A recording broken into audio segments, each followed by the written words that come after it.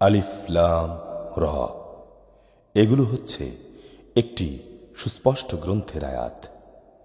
নিঃসন্দেহে আমি একে আরবি কোরআন হিসেবে নাজিল করেছি। আশা করা যায় তোমরা তা অনুধাবন করতে পারবে। হে নবী, আমি তোমাকে এ কোরআনের মাধ্যমে একটি সুন্দর কাহিনী শোনাতে যাচ্ছি। আমি তোমার কাছে ওহির মাধ্যমে এই কোরআন পাঠিয়েছি, যদিও তার আগ পর্যন্ত তুমি এই সম্পর্কে ছিলে সম্পূর্ণ বেখবর লোকদেরই একজন।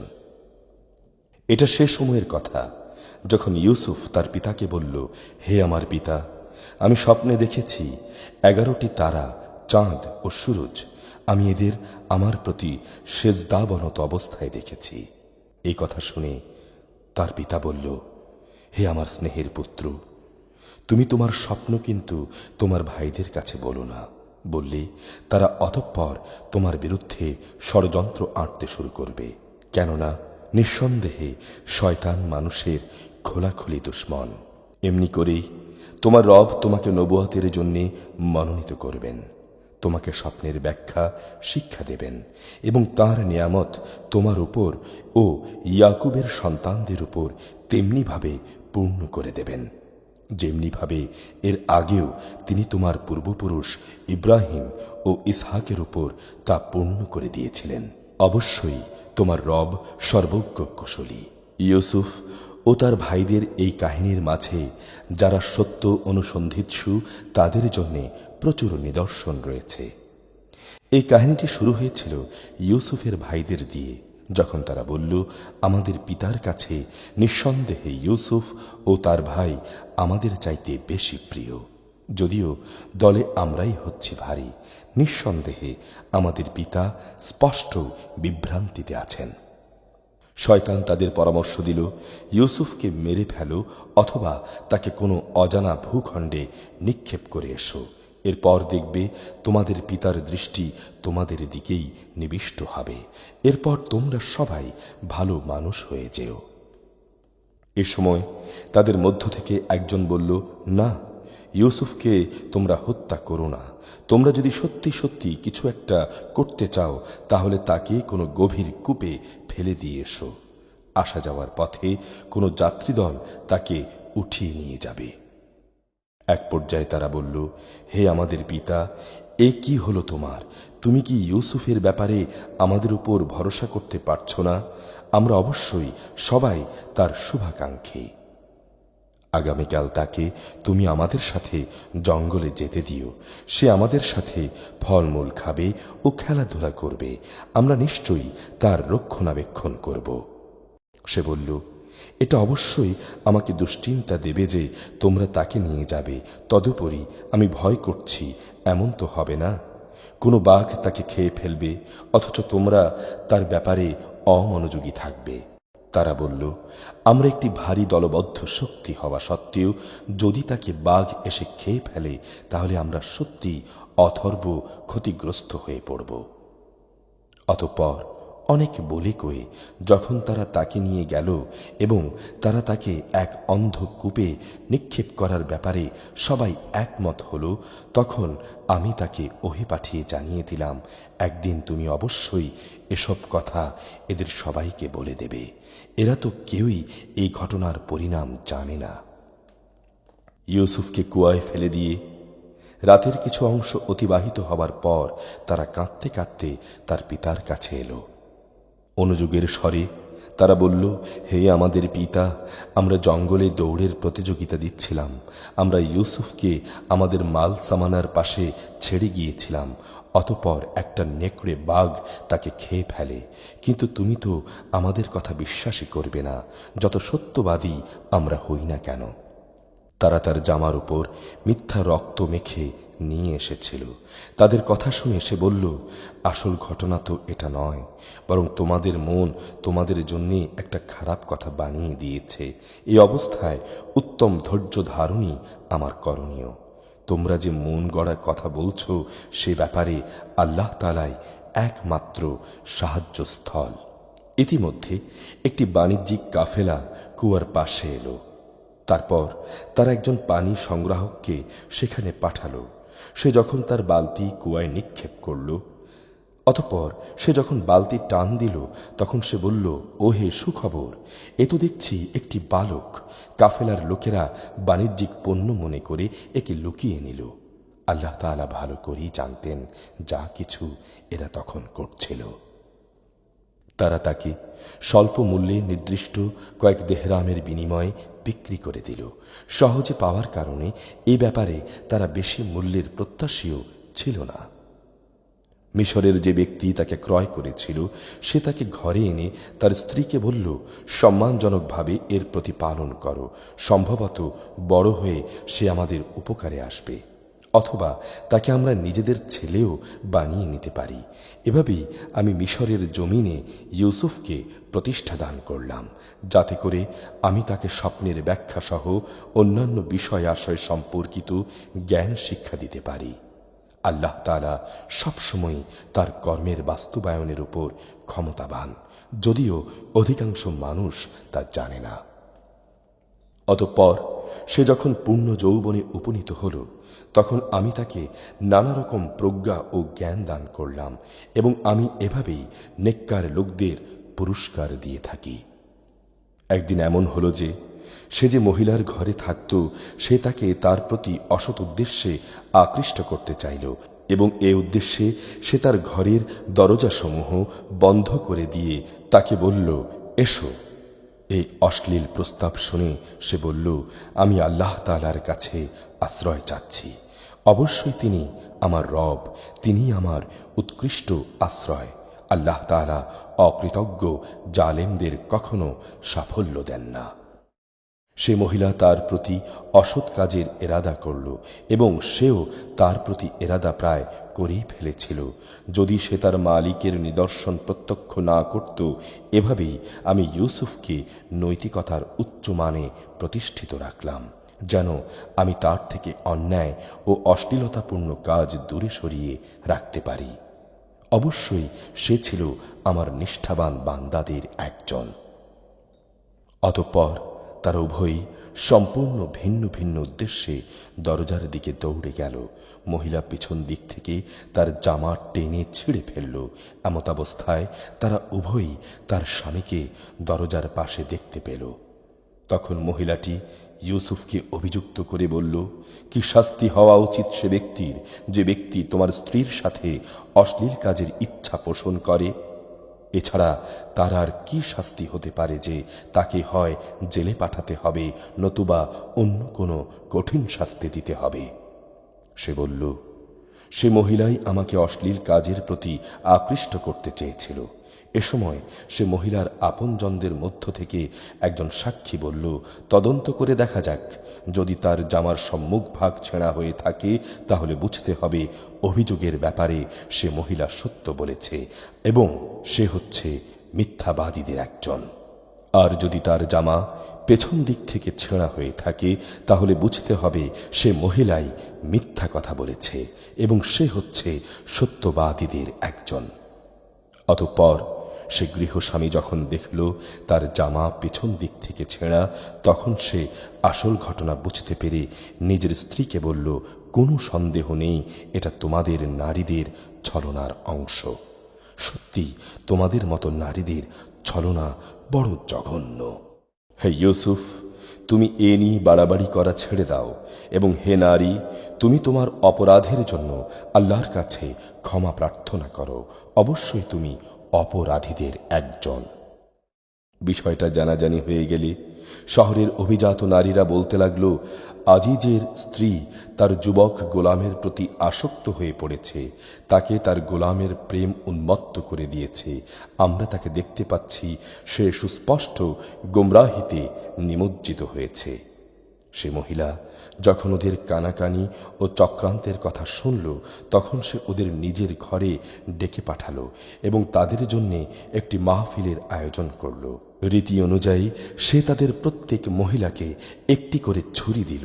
অতঃপর যখন তারা খাবার গ্রহণ করার জন্য ছুরির ব্যবহার শুরু করল, তখন সে ইউসুফকে বলল, এবার তুমি এদের সামনে বেরিয়ে এসো। যখন মহিলারা তাকে দেখল, তখন তারা তার রূপ যৌবনের মাহাত্ম্যে অভিভূত হয়ে গেল এবং ছুরি দিয়ে খাবার গ্রহণের পরিবর্তে নিজেদের হাত তারা কেটে ফেলল। তারা বলল, আল্লাহর কসম, এ কি অদ্ভুত সৃষ্টি! এ তো কোনো মানুষ নয়, এ তো হচ্ছে এক সম্মানিত ফেরেশতা। বিজয়িনীর ভঙ্গিতে সে মহিলা বলল, এবার দেখলে তো, এ হচ্ছে সে ব্যক্তি যার ব্যাপারে তোমরা আমাকে ভর্ৎসনা করেছিলে। হ্যাঁ, আমি তার কাছ থেকে অসৎ কিছু কামনা করেছিলাম, কিন্তু সে নিজেকে বাঁচিয়ে রেখেছে। তবে আমি তাকে যা করতে আদেশ করি সে যদি তা না করে, তাহলে অবশ্যই সে কারাগারে নিক্ষিপ্ত হবে এবং অপমানিতদের মাঝে গণ্য হবে। সে বলল, হে আমার রব, এরা আমাকে যে পাপের দিকে আহ্বান করছে তার চাইতে কারাগার আমার কাছে অধিক প্রিয়। যদি তুমি আমাকে এদের ছলনা থেকে রক্ষা না করো, তাহলে হয়তো আমি ওদের প্রতি আকৃষ্ট হয়ে যাব এবং এক সময় হয়তো আমিও জাহেলদের অন্তর্ভুক্ত হয়ে পড়ব। অতঃপর তাঁর রব তাঁর ডাকে সাড়া দিলেন। তার কাছ থেকে তিনি মহিলাদের চক্রান্ত সরিয়ে নিলেন। নিশ্চয়ই তিনি মানুষের ডাক শোনেন এবং তাদের ষড়যন্ত্র তিনি জানেন। লোকদের কাছে অতঃপর এটাই তখনকার মতো সঠিক সিদ্ধান্ত মনে হলো যে তাকে নির্দিষ্ট কিছু সময়ের জন্য কারাগারে নিক্ষেপ করতে হবে। অথচ ইতিমধ্যেই তারা তার সৎ চরিত্রতার যাবতীয় নিদর্শন দেখে নিয়েছে। একই সময় তার সাথে আরো দুজন যুবকও সেই কারাগারে প্রবেশ করল। একদিন ওদের একজন ইউসুফকে বলল, আমি স্বপ্নে দেখেছি আমি আঙ্গুর নিংড়ে তার রস বের করছি। অপরজন বলল, আমি দেখেছি আমি আমার মাথার উপর রুটি বহন করছি। কিছু পাখি তা থেকে খুঁটে খুঁটে খাচ্ছে। উভয় ইউসুফকে বলল, তুমি আমাদের এর ব্যাখ্যা বলে দাও। আমরা দেখতে পাচ্ছি তুমি আসলেই ভালো মানুষদের একজন। সে বলল, এবেলা তোমাদের যে খাবার দেয়া হবে তা তোমাদের কাছে আসার পূর্বেই আমি তোমাদের উভয়কে এর ব্যাখ্যা বলে দেব। আসলে এ হচ্ছে সেই জ্ঞানেরই অংশবিশেষ যা আমার রব আমাকে শিক্ষা দিয়েছেন। আমি ইতিমধ্যেই তাদের জাতিকে বর্জন করেছি যারা আল্লাহর উপর ঈমান আনে না, উপরন্তু তারা আখিরাতেও বিশ্বাস করে না। আমি আমার পিতৃপুরুষ ইব্রাহিম, ইসহাক ও ইয়াকুবের মিল্লাতের অনুসরণ করি। ইব্রাহিমের অনুসারী হিসেবে এটা আমাদের শোভা পায় না যে আমরা আল্লাহর সাথে অন্য কিছুকে শরিক করব। তাওহীদের এই উত্তরাধিকার আমাদের উপর এবং সমস্ত মানুষের উপর আল্লাহ তাআলার অনুগ্রহেরই একটি অংশ, কিন্তু অধিকাংশ মানুষই এই অনুগ্রহের কৃতজ্ঞতা আদায় করে না। হে আমার জেলের সাথীরা, তোমরাই বলো, মানুষের জন্যে ভিন্ন ভিন্ন রব ভালো, না মহাপরাক্রমশালী এক আল্লাহ তাআলা? তাকে ছেড়ে তোমরা যাদের ইবাদত করছো তা তো কতিপয় নাম ছাড়া আর কিছুই নয়, যা তোমরা ও তোমাদের বাপ দাদারা এমনি এমনি রেখে দিয়েছ। আল্লাহ তাআলা সে ব্যাপারে কোনো দলিল প্রমাণ নাজিল করেননি। মূলত আইন জারি করার অধিকার একমাত্র আল্লাহ তাআলার, আর তিনি আদেশ দিচ্ছেন তোমরা তিনি ছাড়া অন্য কারো গোলামি করবে না। এটাই হচ্ছে সঠিক জীবন বিধান, কিন্তু মানুষদের অধিকাংশই এটা জানে না।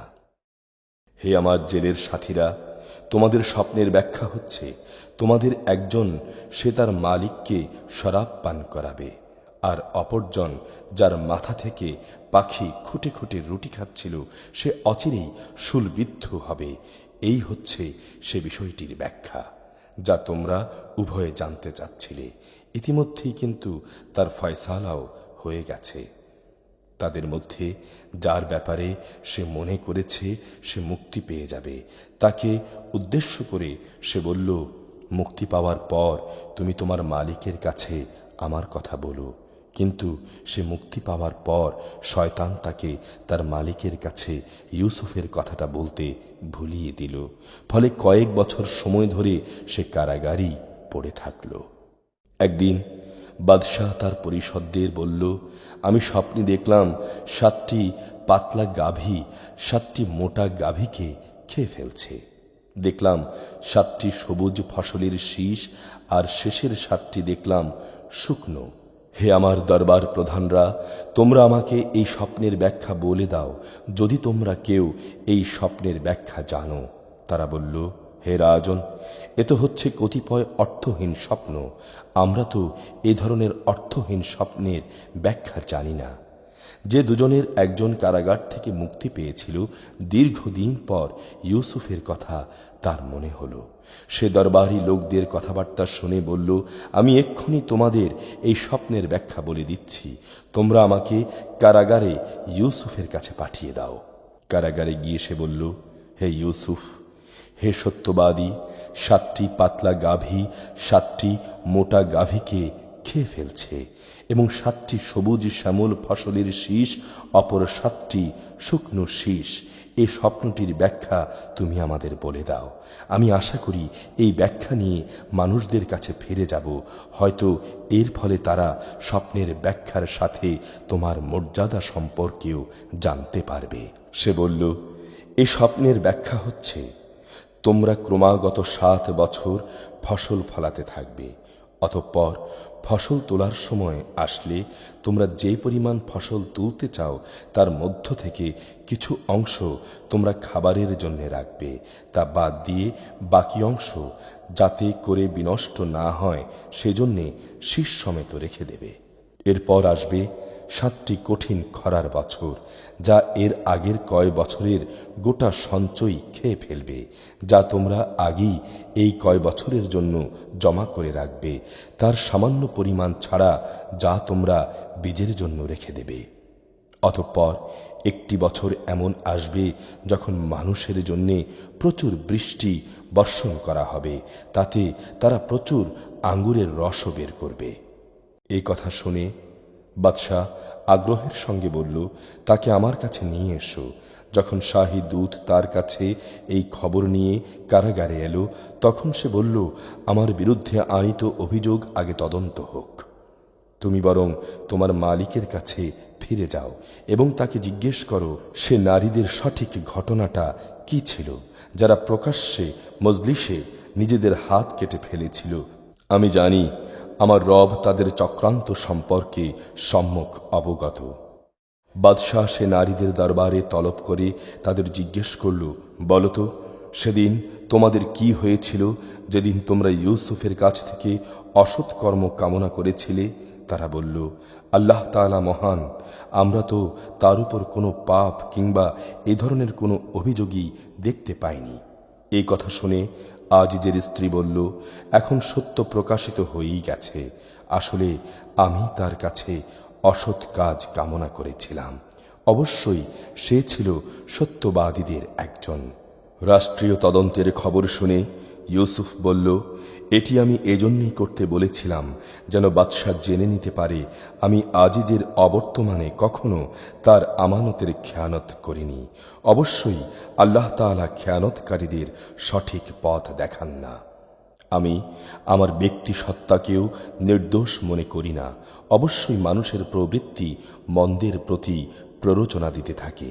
অবশ্য তার কথা আলাদা যার প্রতি আমার রব দয়া করেন। নিঃসন্দেহে আমার রব ক্ষমাশীল, পরম দয়ালু। বাদশাহ বলল, তাকে আমার কাছে নিয়ে এসো। আমি তাকে একান্তভাবে আমার নিজের জন্য নির্দিষ্ট করে রাখব। অতঃপর বাদশাহ যখন তার সাথে কথা বলল, তখন সে বলল, তুমি আজ সত্যি আমাদের কাছে একজন সম্মানী ও বিশ্বস্ত ব্যক্তি। সে বলল, যদি আমাকে বিশ্বস্তই মনে করো, তাহলে এ রাজ্যের বিশৃঙ্খল খাদ্য ভাণ্ডারের উপর আমাকে দায়িত্বশীল বানাও। অবশ্যই আমি একজন বিশ্বস্ত রক্ষক ও অভিজ্ঞ বটে। এভাবেই আমি ইউসুফকে মিশরের ভূখণ্ডে ক্ষমতা দান করলাম, যেন দেশের যেখানে ইচ্ছা সেখানে সে বসবাস করতে পারে। আমি যাকে চাই তার কাছেই আমার রহমত পৌঁছে দেই। আমি কখনো নেককার লোকদের পাওনা বিনষ্ট করি না। যারা আল্লাহর উপর ঈমান আনে এবং তাঁকে ভয় করে, তাদের জন্যে আখিরাতের পাওনা রয়েছে, যা অনেক উত্তম। ইউসুফের ভাইয়েরা দুর্ভিক্ষের রসদের জন্য মিশরে এলো। এবং একদিন তারা তার সামনেও হাজির হল। সে তাদের চিনতে পারল, কিন্তু তারা তার জন্যে অচেনাই থেকে গেল।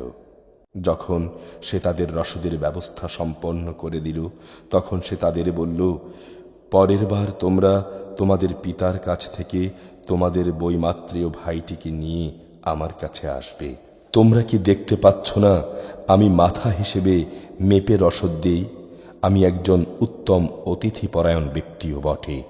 যদি আগামীবার তোমরা তাকে নিয়ে আমার কাছে না আসো, তাহলে আমার কাছে কিন্তু তোমাদের জন্যে আর কোনো রসদ থাকবে না। সে অবস্থায় তোমরা আমার কাছেও ঘেঁষো না। তারা বলল, এই বিষয়ে আমরা তার পিতাকে অনুরোধ করে সম্মত করব। আমরা অবশ্যই তাকে আনার চেষ্টা করব। সে তার রসদ কর্মচারীদের বলল, এ লোকদের মূলধন তাদের মালপত্রের ভেতরে রেখে দাও, যাতে করে ওরা তাদের আপনজনদের কাছে ফিরে গেলে তা চিনে নিতে পারে। সম্ভবত এই কারণেই তারা আবার ফিরে আসবে। যখন তারা তাদের পিতার কাছে ফিরে গেল, তখন তারা বলল, হে আমাদের পিতা, আমাদের ভবিষ্যতের রসদ বন্ধ করে দেয়া হয়েছে। অতএব তুমি আমাদের ভাইকে আমাদের সাথে যেতে দাও, যাতে করে আমরা তার ভাগসহ ওজন করে রসদ আনতে পারি। অবশ্যই আমরা তার হেফাজত করব। সে বলল, আমি কি তার ব্যাপারে তোমাদের উপর সেভাবেই ভরসা করব, যেভাবে ইতিপূর্বে তার ভাইয়ের ব্যাপারে আমি তোমাদের উপর ভরসা করেছিলাম? অবশ্য আল্লাহ তাআলাই হচ্ছেন মানুষের উত্তম রক্ষক এবং তিনি সর্বশ্রেষ্ঠ দয়ালু। অতঃপর তারা যখন মালপত্র খুলল, তখন তারা যা দিয়ে রসদ খরিদ করেছিল দেখতে পেল সে মূলধন তাদের পুরোপুরি ফেরত দেয়া হয়েছে।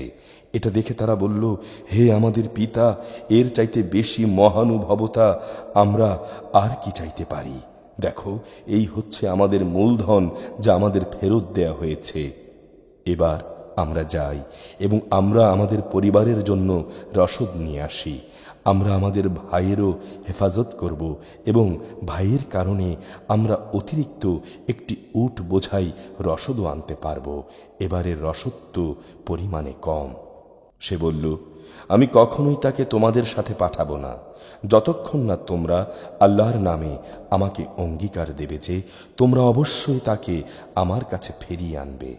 তবে যদি তোমরা নিজেরাই সমস্যায় পরিবেষ্টিত হয়ে যাও, তাহলে সেটা ভিন্ন কথা।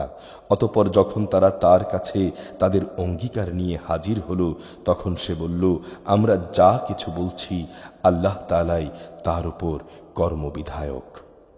সে বলল, হে আমার ছেলেরা, তোমরা একই দরজা দিয়ে নগরে প্রবেশ করো না, বরং ভিন্ন ভিন্ন দরজা দিয়ে প্রবেশ করবে।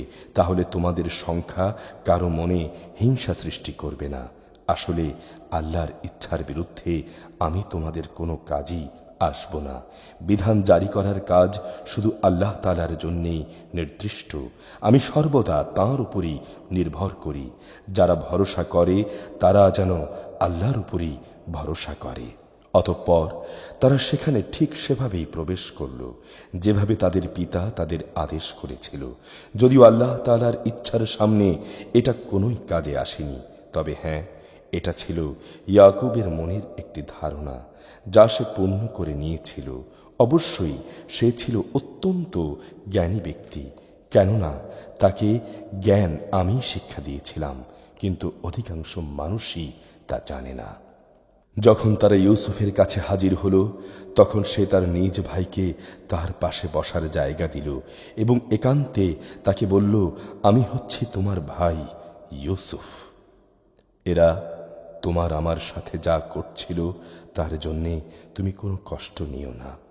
অতঃপর সে যখন তাদের রসদপত্রের ব্যবস্থা চূড়ান্ত করে দিল, তখন তার ভাইয়ের মালপত্রের মধ্যে সে একটি রাজকীয় পানপাত্র রেখে দিল। এরপর যখন তারা রসদ নিয়ে রওনা দিল, তখন একজন আহ্বানকারী ডাক দিয়ে বলল, হে কাফেলার যাত্রীদল, শাহী পানপাত্র চুরি হয়ে গেছে, আর নিঃসন্দেহে তোমরাই হচ্ছ সেই চোর। ওরা তাদের দিকে একটু এগিয়ে এলো এবং জিজ্ঞেস করল, বলো তো, কি জিনিস যা তোমরা হারিয়েছ? তারা বলল, আমরা রাজার পান পাত্র হারিয়েছি। যে ব্যক্তি তা খুঁজে আনবে তার জন্য উট বোঝাই রসদের ব্যবস্থা থাকবে এবং আমি তার জামিন থাকব। তারা বলল, আল্লাহর শপথ, তোমরা ভালো করেই একথা জানো আমরা এদেশে কোনো রকম বিপর্যয় সৃষ্টি করতে আসিনি, উপরন্তু আমরা চোরও নই। লোকেরা বলল, যদি তল্লাশি নেয়ার পর তোমরা মিথ্যাবাদী প্রমাণিত হও তাহলে যে চুরি করেছে তার শাস্তি কি হবে? তারা বলল, তার শাস্তি, হ্যাঁ, যার মাল সামানার ভেতরে সে পানপাত্রটি পাওয়া যাবে সে নিজেই হবে তার শাস্তি। আমরা তো আমাদের শরীয়তে জালেমদের এভাবেই শাস্তি দিয়ে থাকি। তারপর সে তার নিজ ভাইয়ের মালপত্রের তল্লাশির আগে ওদের মালপত্র দিয়েই তল্লাশি করতে শুরু করলো। অতঃপর তার ভাইয়ের মালপত্রের ভেতর থেকে সে পানপাত্রটি বের করে আনল। এভাবেই ইউসুফের জন্যে আমি তার ভাইকে কাছে রাখার একটি কৌশল শিক্ষা দিয়েছিলাম, নতুবা মিশরের রাজার আইন অনুযায়ী সে তার ভাইকে চাইলেই রেখে দিতে পারত না। হ্যাঁ, আল্লাহ তাআলা যদি চাইতেন সেটা ভিন্ন কথা। আমি যাকেই চাই তার মর্যাদা বাড়িয়ে দেই।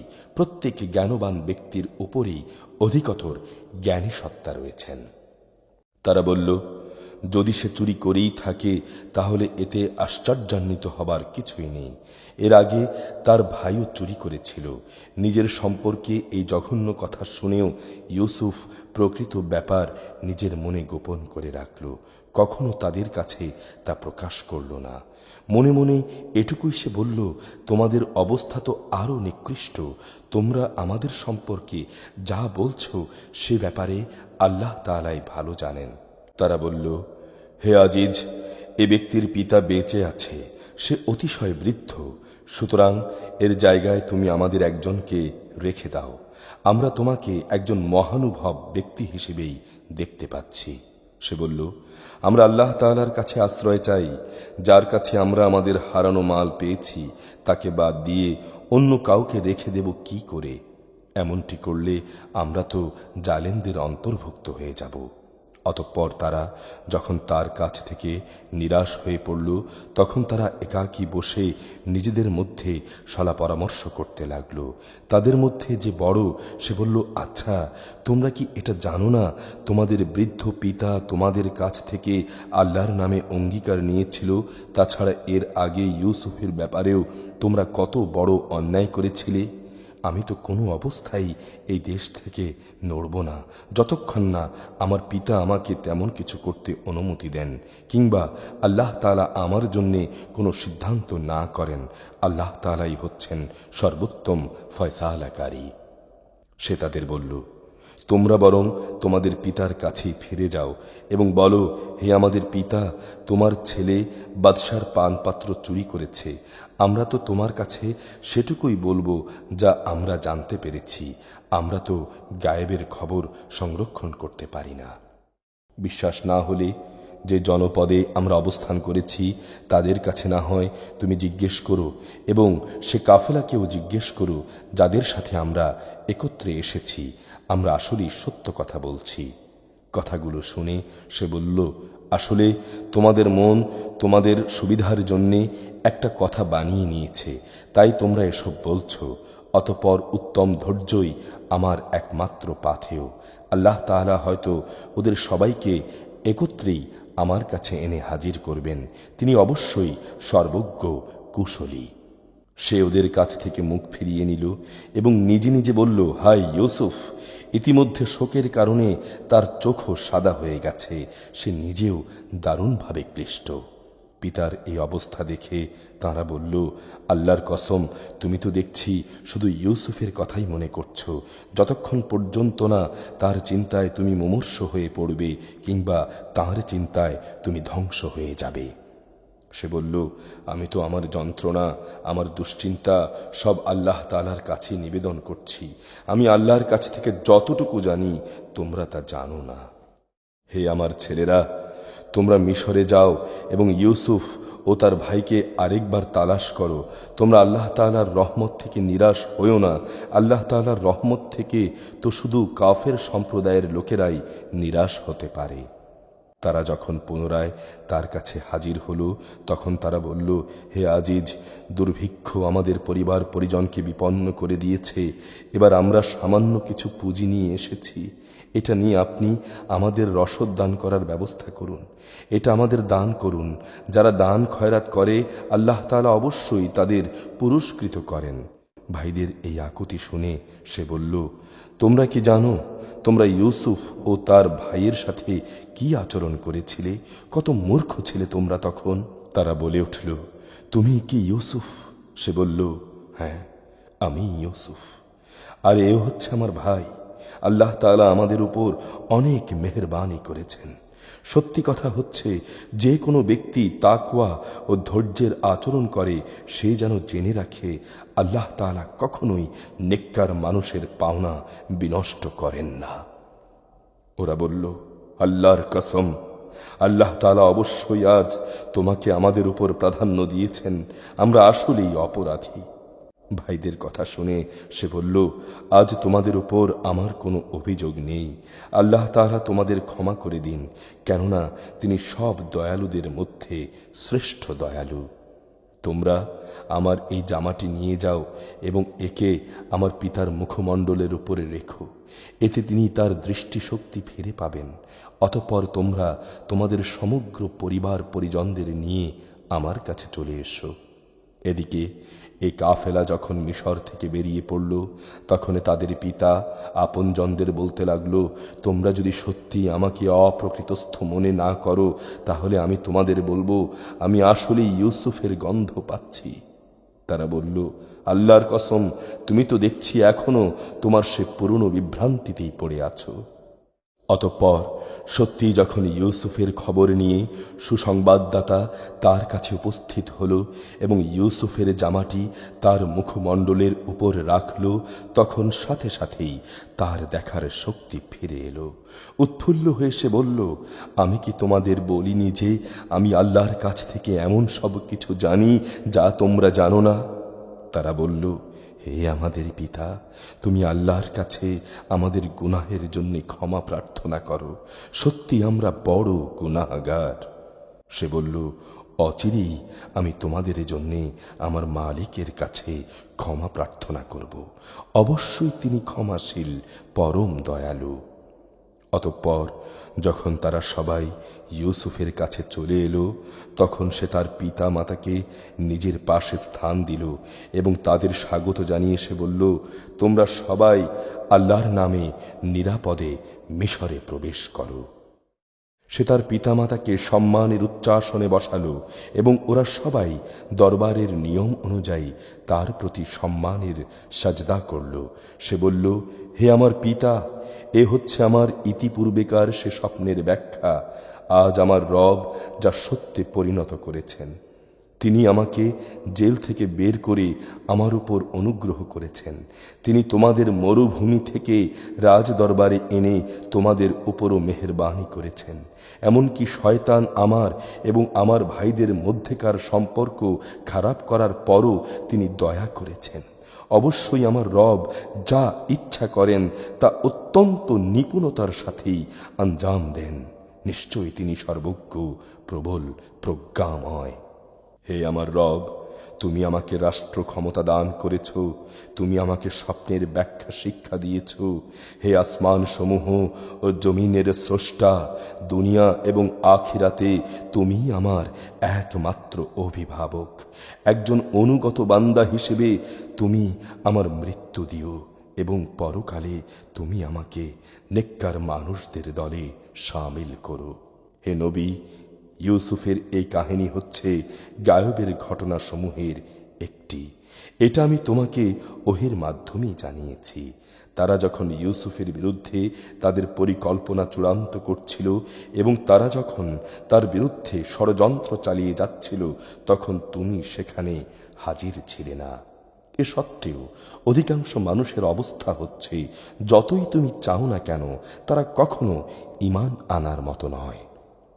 তুমি তো এ কাজের জন্যে তাদের কাছ থেকে কোনো পারিশ্রমিক দাবি করছো না।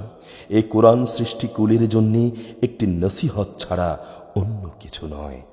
আকাশমণ্ডলী ও জমিনে আল্লাহর কুদরতের কত বিপুল পরিমাণ নিদর্শনে রয়েছে, যার উপরে দিয়ে তারা অতিবাহন করে, অথচ তারা তার প্রতি উদাসীন। তাদের অধিকাংশ মানুষ আল্লাহ তাআলার উপর ঈমান আনে, সাথে সাথে আল্লাহ তাআলার সাথে অন্যদের শরীকও করে।